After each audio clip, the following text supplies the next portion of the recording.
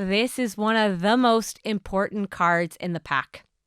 This is your action card. And again, this is the reason why vision boards don't work. Because a lot of people put up their vision boards and they think, whoop, it's just going to appear like magic. But we all know that does not happen. You have got to take action. What action are you going to take to go achieve your dreams? Like, I remember when my friend was trying to set me up with a guy to go on a date. And she was talking about him for 2 years. And I was out there to the universe, please, I'm trying to manifest a soulmate. I want to manifest a soulmate. And my friend was like, you've got to meet this guy. You have got to meet him. And I was always like, I'm working, I'm busy. I worked really long hours for 2 years. Ultimately, what happened is I ran into this guy in a bar and we're now married. But I missed out on 2 years. Because I was busy. Like, here I am trying to manifest a soulmate and I'm saying that I'm busy. Go on the dates. Go on the date. It's as simple as that. So what actions are you going to take? If you want your dream job, it's not just going to appear. Update your resume. Update your CV. Start looking out, putting it out there. Start thinking about what connections you have that you could just meet for a coffee to just pick their brains. Contact some recruiters. Like, it's just not going to just appear for you. And sometimes I think people think like, okay, if you want a dream car, you know what I did when I used to want a dream car? I used to walk by the car dealerships and then I take one for a test drive. That was the action that I took. And I would feel how it felt to drive that actual car. And sometimes you're trying to figure out, but what do I actually do to manifest? I'm not really sure. And if you're not sure for your specific manifestation, what to do, my suggestion would be to first practice gratitude on a daily basis. Gratitude is life-changing. Manifestation starts and ends with gratitude, for sure. So start a gratitude practice. Start saying affirmations. I mentioned those earlier. So start saying affirmations and start living a more positive, uplifting lifestyle. Ask yourself, what brings me joy?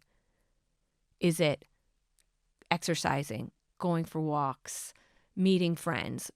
And think about what you're surrounding yourself with. Like, what social media are you following? What podcasts are you listening to? What books are you reading?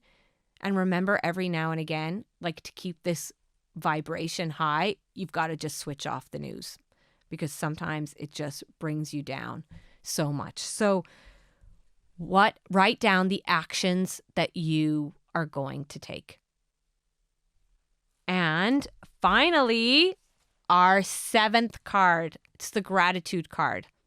There is so much science around a gratitude practice, but we do know that you do not need to be writing long lists of gratefuls.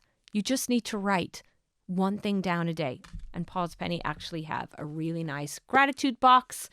This is the 28-day one. You just write one thing per day and you start strengthening the positive neural pathways in your brain. And you might not have what you want.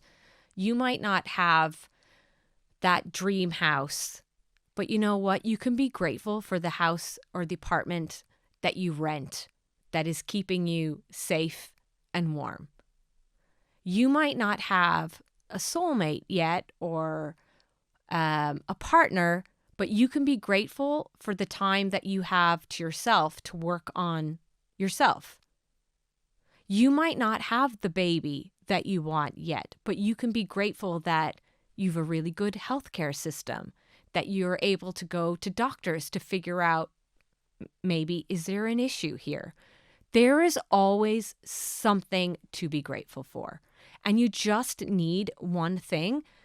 And the gratitude box for me was created after the loss of Polly that I talked about earlier. And I went back to my gratitude practice, but I found that I just couldn't write 10 things per day because I was grieving and it was a really tough time in my life. So I just told myself, all you need to do, Yvonne, is write one thing per day. And that's what I did.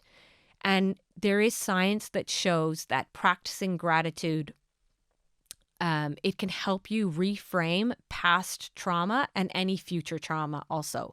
And it definitely has helped me reframe the trauma. I'm not saying somebody passes away and you're like, oh, but look, I have to be grateful. This is not about toxic positivity, but there is always something to be grateful for. Just one thing. If you're listening to this podcast, you can be grateful that you can hear. If you're watching it on video, you can be grateful for your eyesight. So remember, there's always something to be grateful for. So those are your 7 steps to manifesting. And remember, when you're manifesting, what we say, pause Penny, we say, think it, write it, box it, manifest it. And remember, also key, you have got to let it go. You have got to believe and let it go. Do your visualization, but let it go.